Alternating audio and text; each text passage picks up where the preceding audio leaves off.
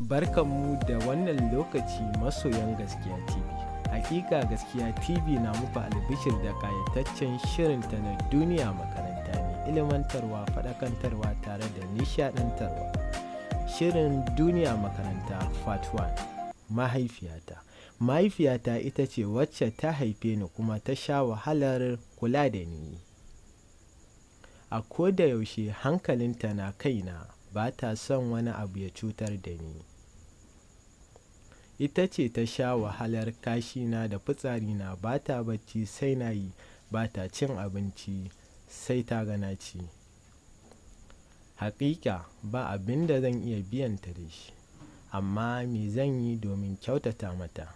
Haƙiƙa duniya makaranta ce. Domin samun ƙarashin wannan ƙayataccen shiri na duniya makaranta, ku biyo mu a tashar mu ta Gaskiya TV. Ku danna subscribe. Mun gode.